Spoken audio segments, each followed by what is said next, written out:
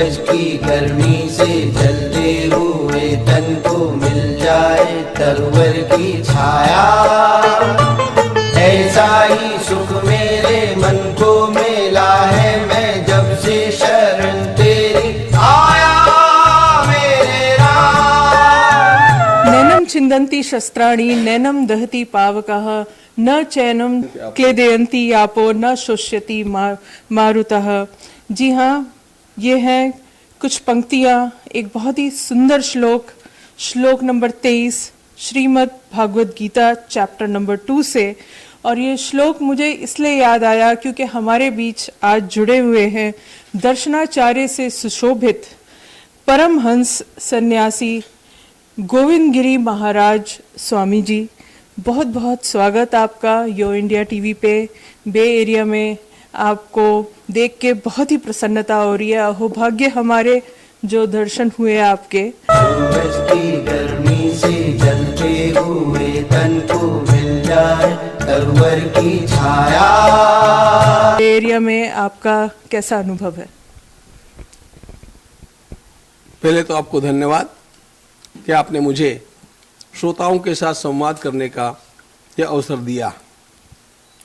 बे area में मैं पहली बार नहीं आ रहा हूं। मैं लगभग 25 वर्षों से अनेक बार इस एरिया में आया हूं। California, San Francisco and this bay area is not just new to me. और सच्ची बात तो यह है कि पूरी अमेरिका में घूमते हुए यदि भारत का फील कहीं आता है तो कैलिफोर्निया में आता है। क्या बात है। यह सबसे बड़ी बात है। यहाँ का क्लाइमेट भी उसका कारण होगा, लेकिन जिन लोगों के साथ मेरा इंटरेक्शन हो रहा है उन सब लोगों को जो मैं देख रहा हूँ, उन लोगों ने अपनी भारत की संस्कृति को यहाँ पर संजो करके रखा है। और इसलिए मुझे, यद्यपि मैं देश के बाहर हूँ, फिर भी ऐसा लगता है कि मैं अपने देश के किसी विभाग में यहाँ पर आया। जय राम श्री राम जय राम जय जय राम। श्री राम जय राम जय जय राम। श्री राम जय राम जय जय राम। श्री राम जय राम जय जय राम। श्री राम जय राम जय जय राम। श्री राम जय राम जय जय राम। नमः परम कल्याण नमः परम मंगल वासुदेवाय शांताय यदूनां पते नमः। नमः परम कल्याण नमः परम मंगल वासुदेवाय शांताय यदूनां पते नमः।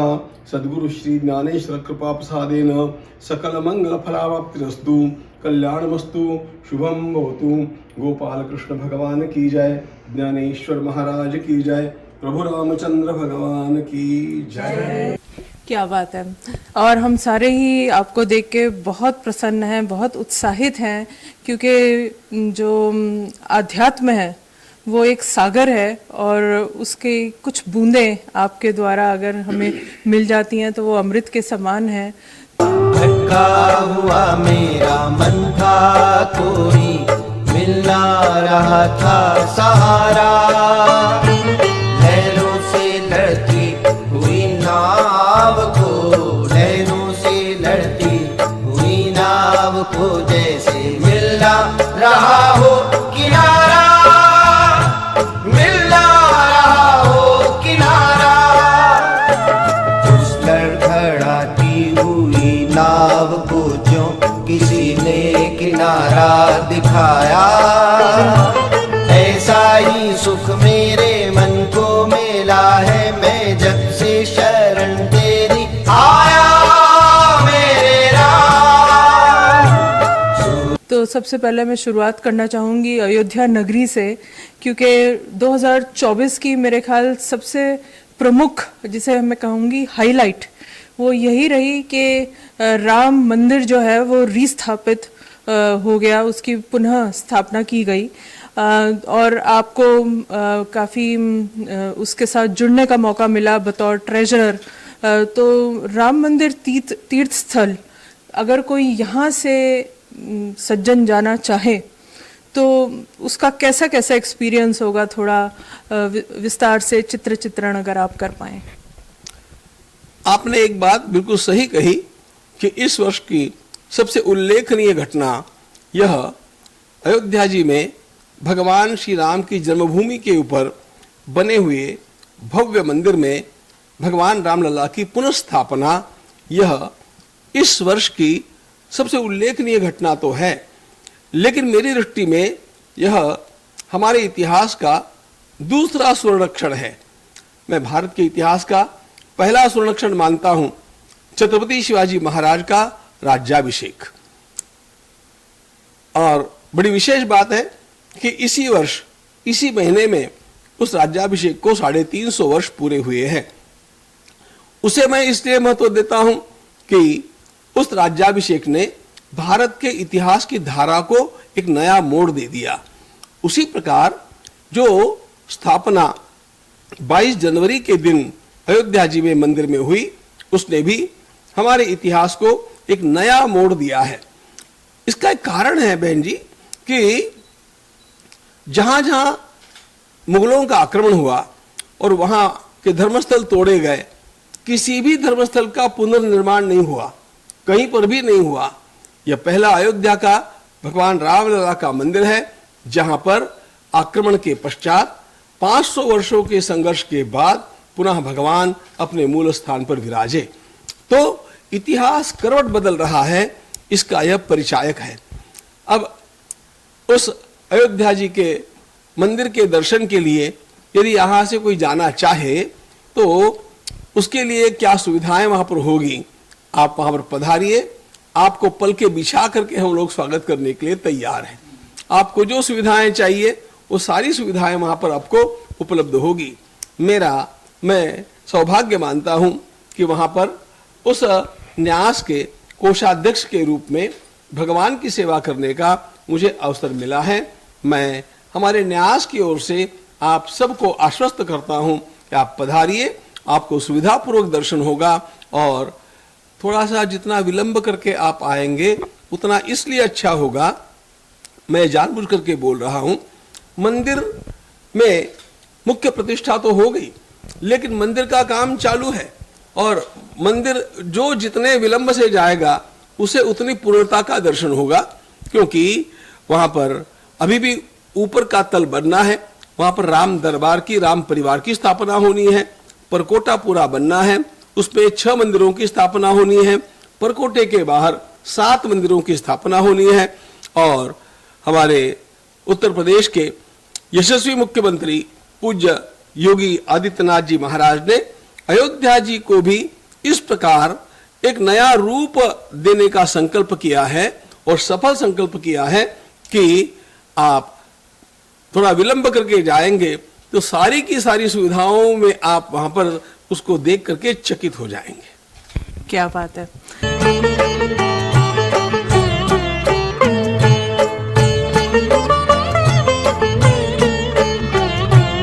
भटका हुआ मेरा मन था, कोई मिल ना रहा था सहारा।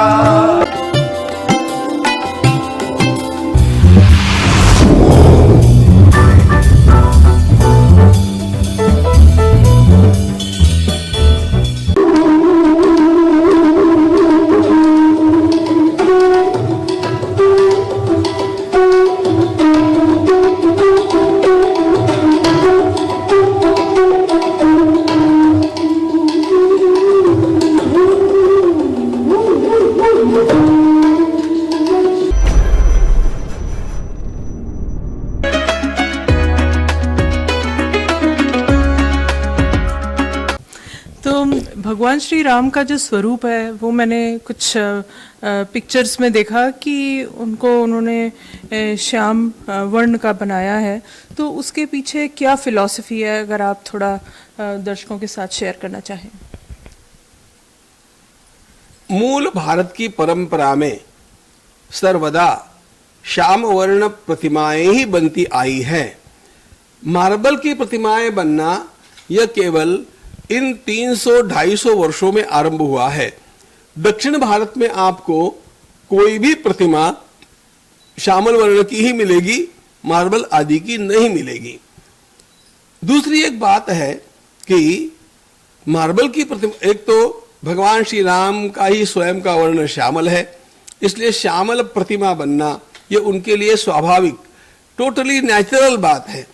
एक दूसरी बात ऐसी कि हम लोग एक दीर्घकालीन मंदिर की स्थापना का विषय लेकर के चले हैं, और मार्बल की प्रतिमा कोई भी कितनी भी अच्छी हो, उसकी आयु कुछ शतकों तक की अधिकतम हो सकती है, उतनी भी होती नहीं है, क्योंकि अनेक प्रकार के पूजा द्रव्यों का जब पुनः पुनः प्रयोग होता है तो अपने आप मार्बल के ऊपर उसका परिणाम होते जाता है। यह परिणाम उस श्यामल वर्णीय पाषाण के ऊपर होता नहीं, और इसलिए हम लोगों ने इसका चयन किया। बहुत खूब, थैंक यू थोड़ा रहस्यमयी बातें बताने के लिए, क्योंकि हम में से बहुत लोगों को इतना ज्ञान नहीं है कि किसके पीछे क्या लॉजिक है। और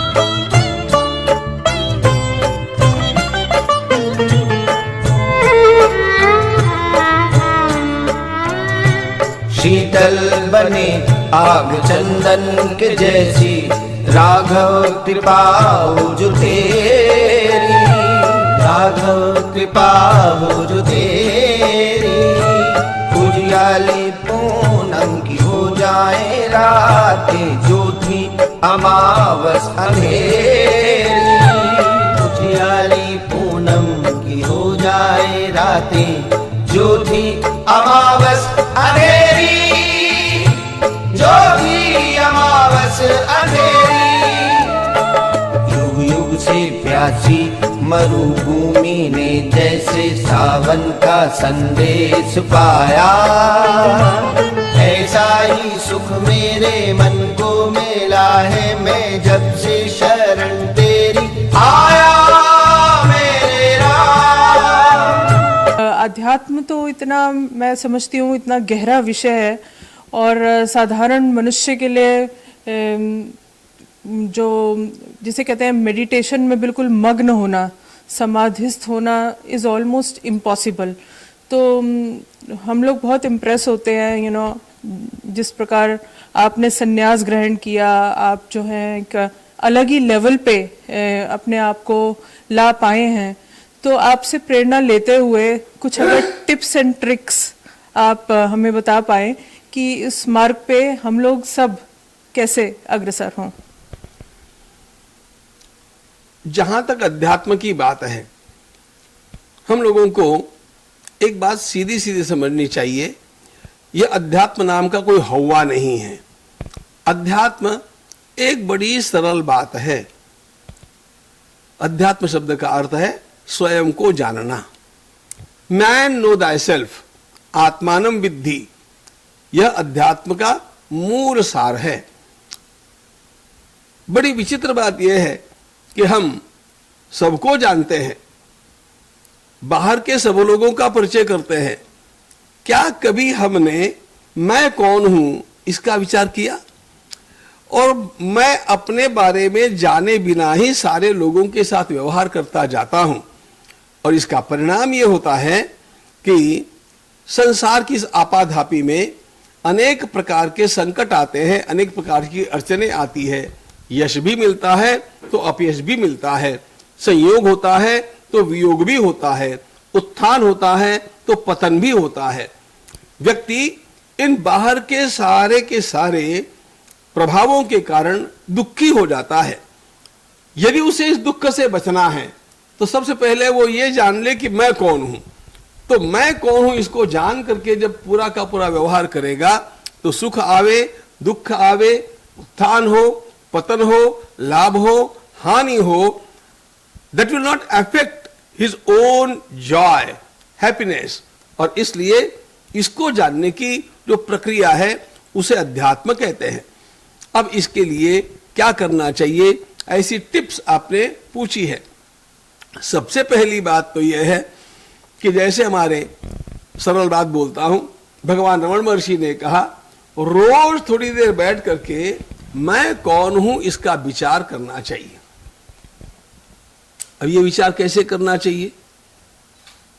मैं बोल रहा हूं, आप सुन रही है, मैं कहां से बोल रहा हूं?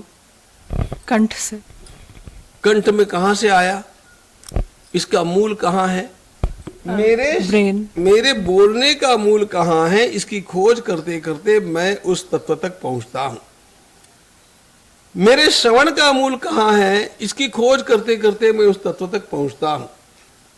और इसलिए मेरे सामने जो ये सब संत महात्मा बैठे हैं, ये दासबोध पढ़ते हैं, उसमें ये शब्द आते हैं, इनको देख करके मुझे याद आ गई, पहावे आपणासी आपण या नाव ज्ञान। अध्यात्म यानी क्या?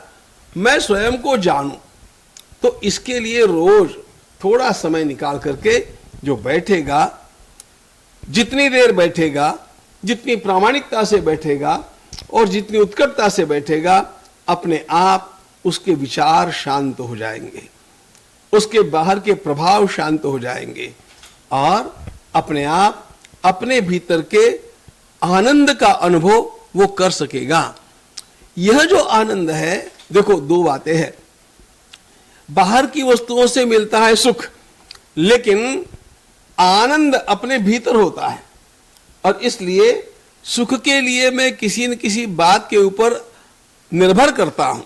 आई am dependent on something. Anand के लिए मुझे किसी पर निर्भर करने की आवश्यकता नहीं।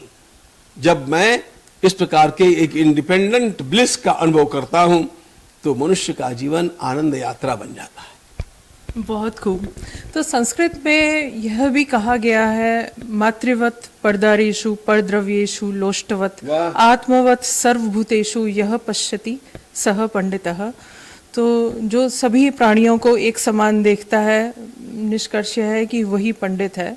और इसमें कई और छोटी छोटी और बातों को भी इसमें बताया गया है।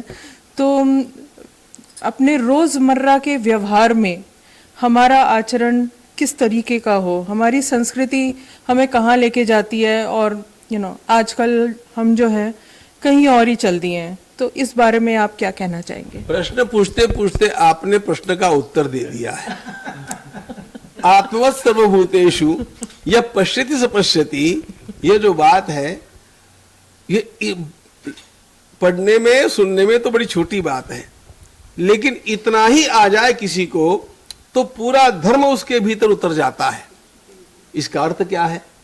इसका अर्थ सीधा सीधा अर्थ यह है कि मैं जिस प्रकार स्वयं की ओर देखता हूं, उसी प्रकार सबकी ओर देखना सीख जाऊं। यानी क्या? मुझे किसी ने कष्ट दिया तो अच्छा नहीं लगता है ना। कोई मुझे कष्ट दे, ये मुझे अच्छा नहीं लगता है, फिर मैं दूसरे को कष्ट नहीं दूं। कोई मेरा अपमान करता है, मुझे अच्छा नहीं लगता है, मैं किसी का अपमान नहीं करूं। कोई मेरे अधिकार को छीन लेता है, मुझे अच्छा नहीं लगता है, मैं किसी के अधिकार को छीनूं नहीं। मैं संसार में व्यवहार करते समय सब लोगों के साथ ऐसा व्यवहार करूं जैसा व्यवहार में लोगों से चाहता हूं। जी। इतना ही आ गया तो सब कुछ आ जाएगा। क्या बात है। तो यहाँ बेरिया में आपने एक बहुत ही बड़ा एनुअल सम्मेलन हिंदू यूनिटी डे को एड्रेस किया। तो सारी ही जो हिंदू ऑर्गेनाइजेशंस हैं बेरिया के अंदर, वो काफ़ी गौरवान्वित फील कर रही हैं कि आपके जैसे स्टेचर का एक महापुरुष यहाँ पधारा है और उनके बीच आके उन्होंने पूरी ऑडियंस को यूनिटी पे एड्रेस किया है। तो जो तमाम दर्शक जो उसी धारणा से जुड़े हुए हैं, उनके लिए आप क्या कहना चाहेंगे? सबसे पहली बात यह है कि हम हिंदुत्व को ठीक से समझें। गलती से क्या हो गया, हम लोगों ने हिंदुत्व को एक पंथ समझ लिया, एक संप्रदाय समझ लिया, एक रिलीजन समझ लिया। हिंदुत्व ऐसी बात नहीं है। ये सारा हमारे लिए संभ्रम निर्माण होने का कारण हम हिंदुइज्म इस शब्द का प्रयोग करते हैं। हिंदुइज्म ऐसा हम, जैसे सोशलिज्म है, कम्युनिज्म है, वैसे हिंदुइज्म है। ये हिंदुइज्म जो शब्द है, इट इज मिसनोमर। ये वास्तव में हमारी धारणा का सही परिचय कराने वाला शब्द नहीं है। शब्द कौन सा होना चाहिए? शब्द होना चाहिए हिंदूनेस। हिंदूनेस जैसे गुडनेस वैसे हिंदूनेस। थोड़ा मैं इसको और स्पष्ट करूंगा। हिंदुत्व की धारणा में सबसे बड़ी बात क्या है? आप कोई भी ग्रंथ उठा करके देखिए, वेदों से लेकर के मनुस्मृति पर्यंत और मनुस्मृति से लेकर के गीता पर्यंत हर स्थान में आपको हिंदुत्व का जो वर्णन मिलेगा वह सद्गुणों के रूप में ही मिलेगा। It's nothing but a flow of moral values.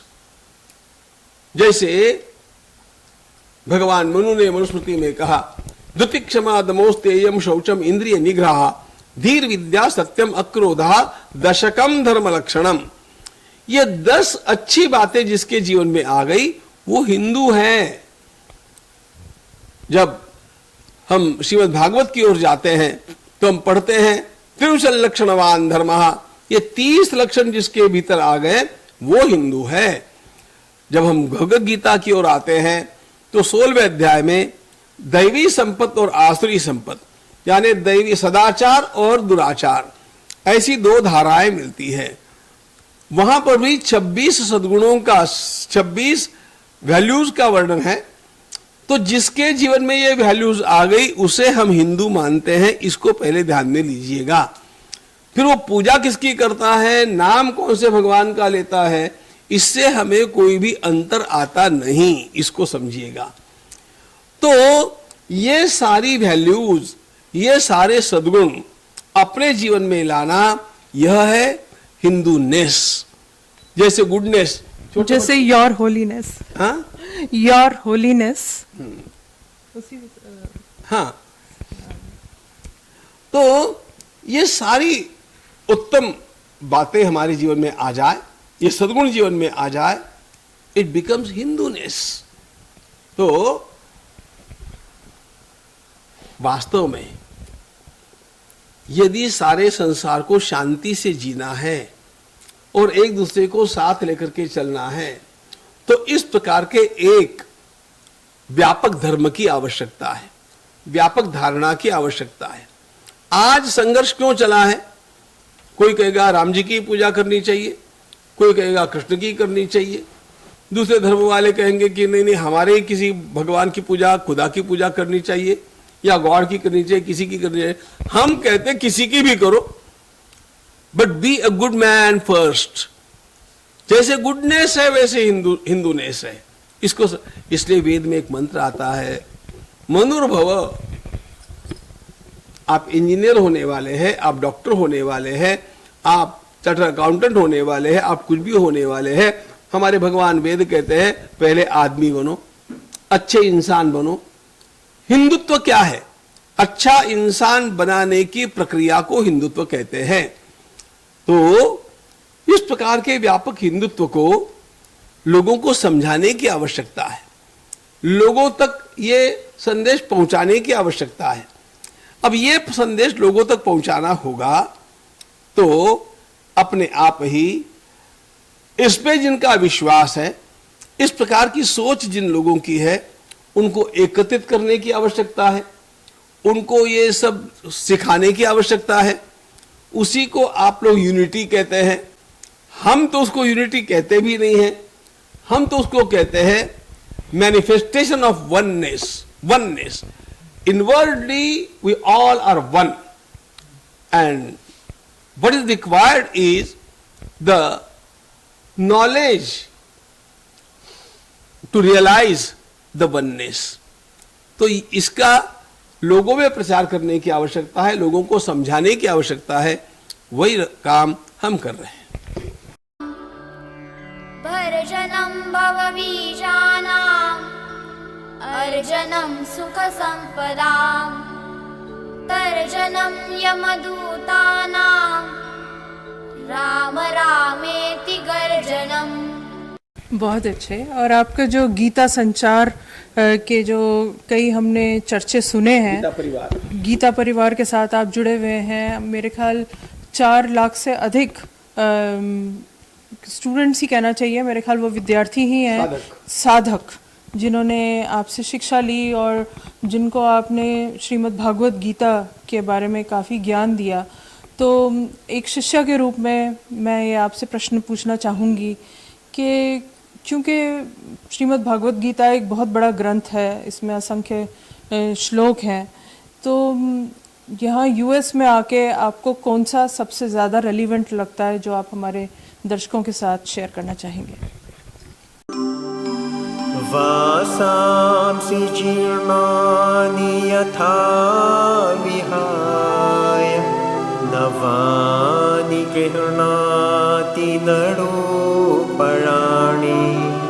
तथा शरीराणि विहाय जीर्णानि अन्यानि संयाति नवानि देहि अन्यानि संयाति नवानि देहि।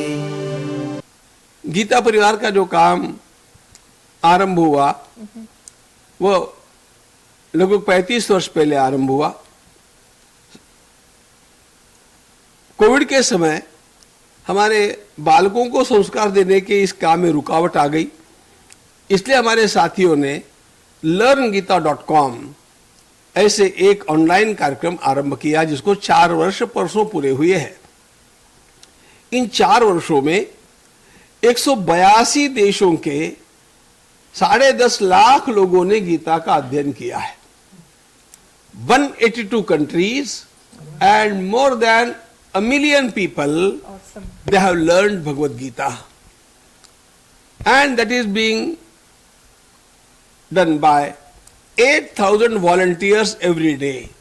They devote 1 hour for this task, and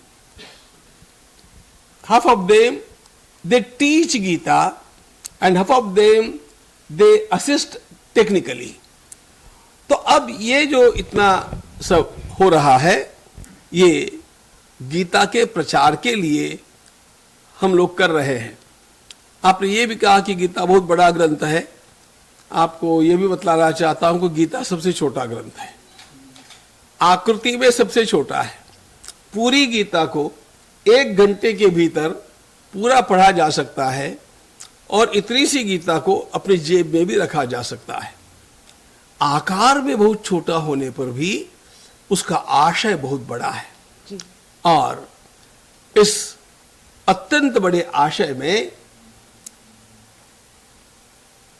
विश्व के सारे विद्वानों ने एक बात का अनुभव किया है कि भगवत गीता एक विशाल हृदय का दर्शन शास्त्र है, विशाल हृदय का दर्शन शास्त्र है। अब आपने मुझसे पूछा कि अमेरिका के लिए क्या संदेश उसमें से हो सकता है। भगवत गीता में कुल मिलाकर के 700 श्लोक हैं।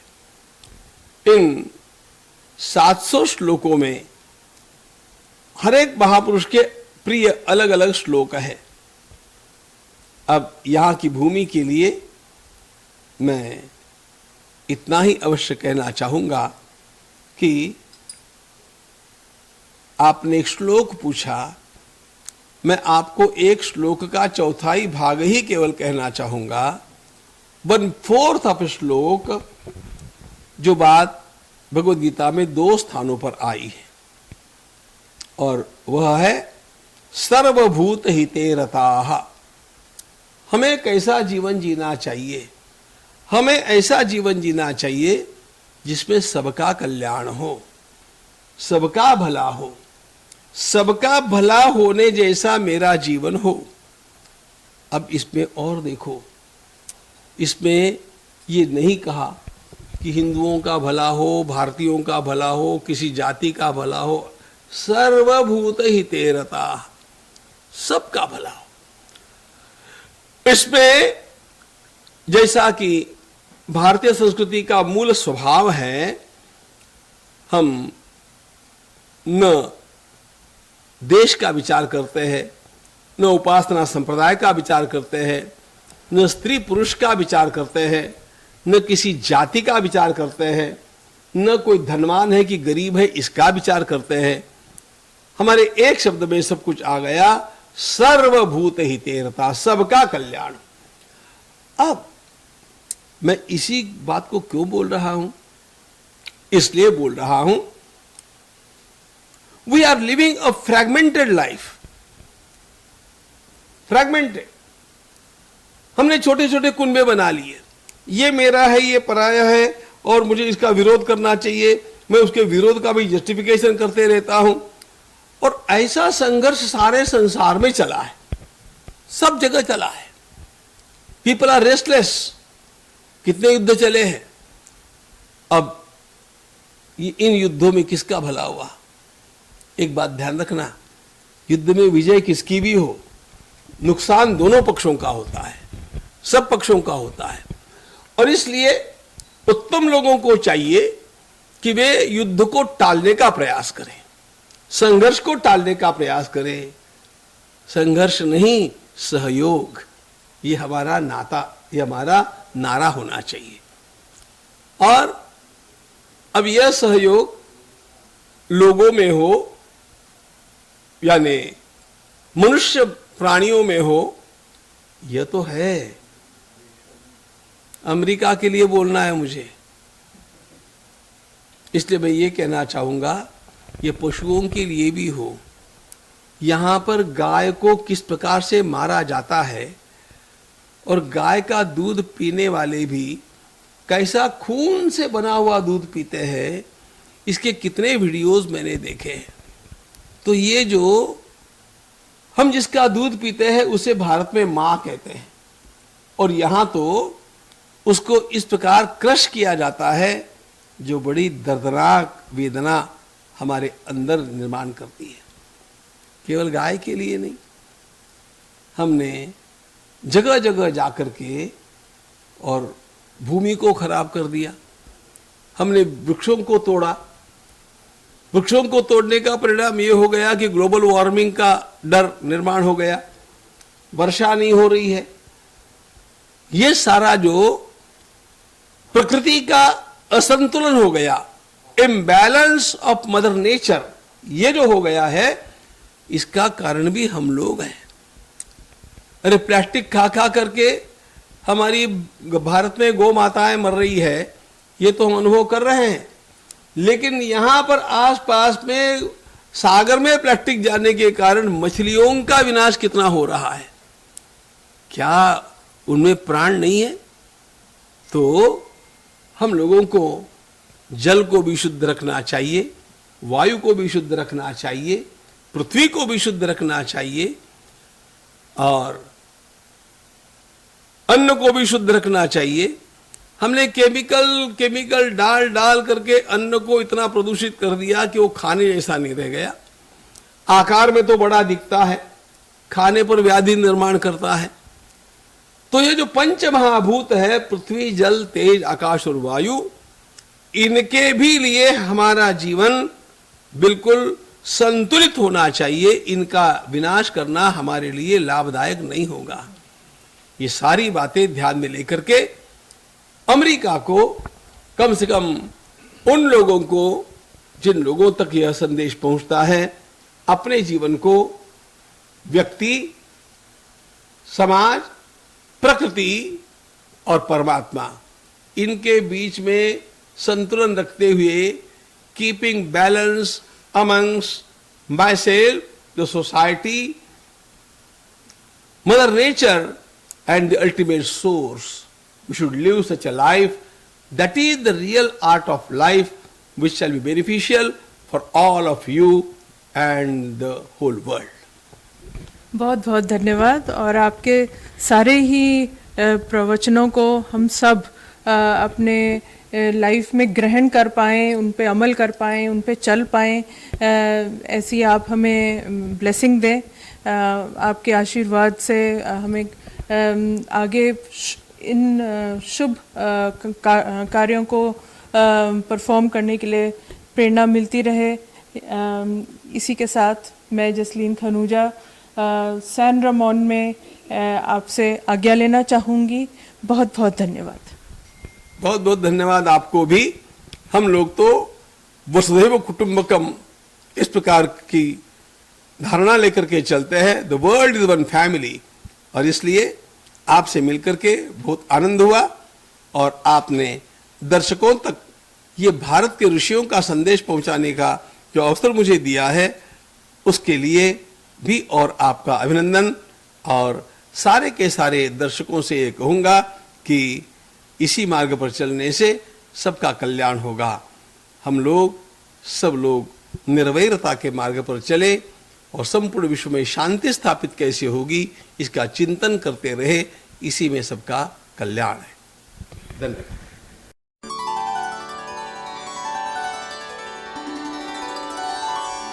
सर्वेत्र सुखिनः सन्तु, सर्वे सन्तु निरामयाः, सर्वे भद्राणि पश्यन्तु, मा कश्चित् दुःखमाप्नुयात्। शान्तिः शान्तिः शान्तिः।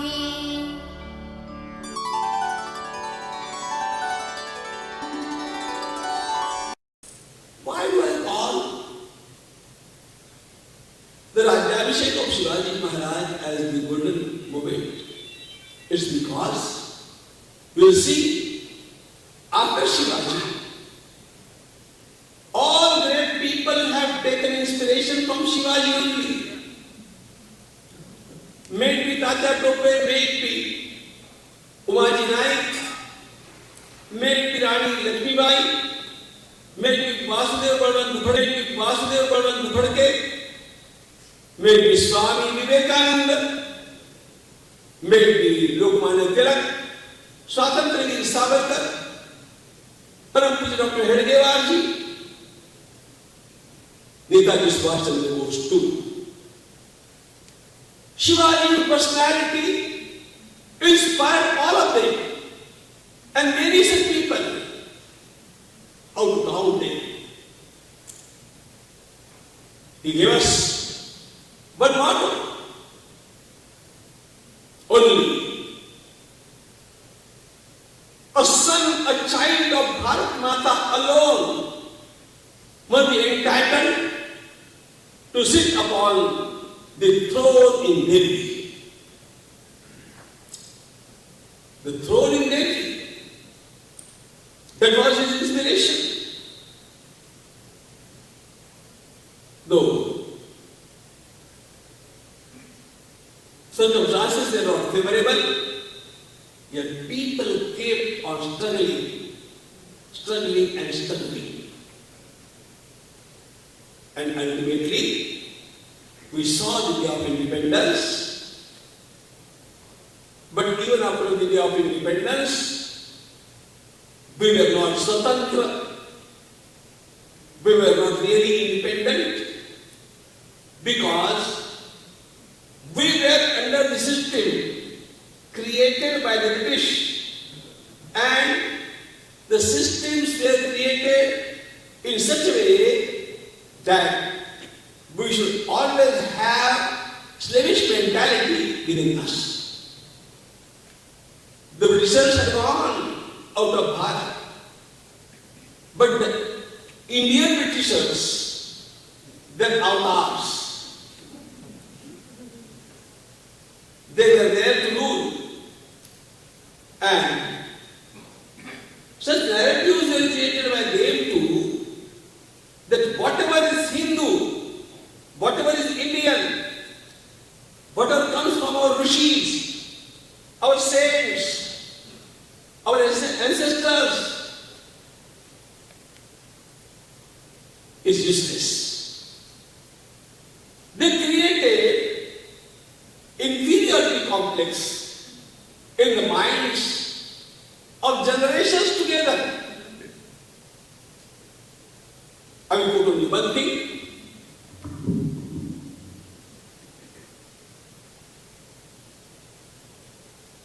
Till 10 years before,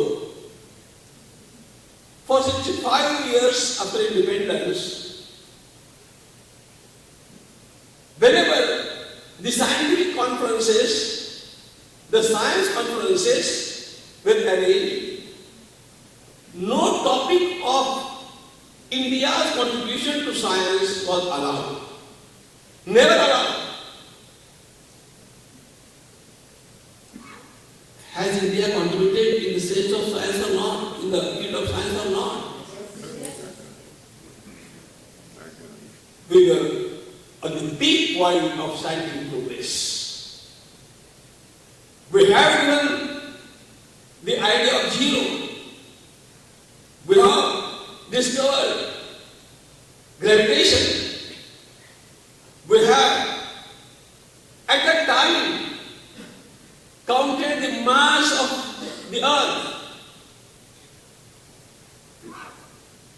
We knew the distance between earth and the sun. There are so many scientific researches, but they were not allowed to be published. They were not allowed to be discussed. Why? Just one model. The same thing as the Britishers did. What did they do? When they started their English education in Bharat, we find the published letters of Macaulay and Mansfield, in which they say, India has been conquered once, India has been conquered once, it must be conquered again, and the second conquest must be through education. Guru Shantam Satchidananda Vigraham Purna Brahma Paranandam Ishamadandi Vallabham Prapanna Parijataya Totravetraikapanaye Jnanamudraya Krishnaya Gitamritaduhe Namaha Madhurya Sakallolam Shivashakyaika Rupinim Amrutanubhavarthaya Vande Jnaneshadandinim Mayi Vani Yasya Devamayi Tanu Yasya Brahmamayi Drushti Saguruh Patmam Sada Apadam Apahartaram Dataram Sarva Sampadam Lokaviramam Shri Ramam Bhuyo Bhuyo Namah